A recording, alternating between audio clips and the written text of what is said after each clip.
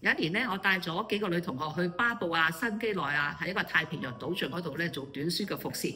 經歷咗咧神咧點樣保守我哋身體健壯，叫我哋團隊可以為佢作工。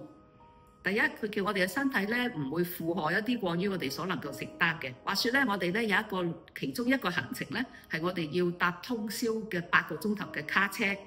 跟住咧就去搭獨木舟，然後咧就要行路咁樣過叢林，就要過一啲獨木橋咁樣嘅。咁咧就喺呢一個8個鐘頭通宵卡車嘅呢個旅程度咧，宣教士喺我哋出發前話咧，有一條重要嘅橋咧係斷裂咗，所以咧唔能夠直去，要去到某個位咧，我哋要落車孭住晒我哋啲物資，咁樣咧去行到1個鐘先可以上翻卡車。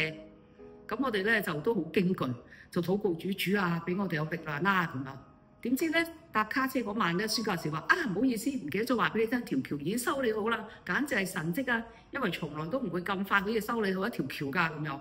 主就保守咗我哋，唔需要咧孭住咁重嘅物資，然後咧要喺黑蒙蒙嘅當中行1個鐘頭路，可能已經大傷元氣，先至仲要再坐獨木舟，又再咧嚟到咧去過叢林。好啦，咁跟住我哋咧順利咁樣就過呢個叢林咯喎。過嘅時候咧，啲土著朋友咧就幫我哋孭晒我哋啲物資啦，我哋淨係拎一個斜孭袋。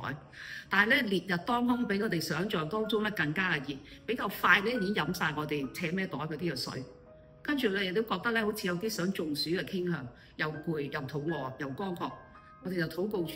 喺呢個時候突然間有幾個好似小天使嘅小朋友出現喺眼前，雞同鴨講之下咧，用手勢表達，跟住拎白林爬上啲椰子樹，摘咗好多個椰子落嚟，俾我哋飲嗰啲非常之美味清涼嘅椰子水。跟住再帶我哋去個茅舍嗰度咧，指住有好多大大隻嘅香蕉，叫我哋可以去食。神保守白日太陽唔傷害我哋，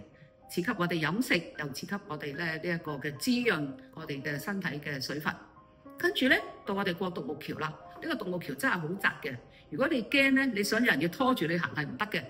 我哋一定要一個接一個，有啲距離，冇嘢揸住，冇嘢扶，要好勇敢咁樣行過去。神就賜俾我哋嗰個特別嘅勇氣，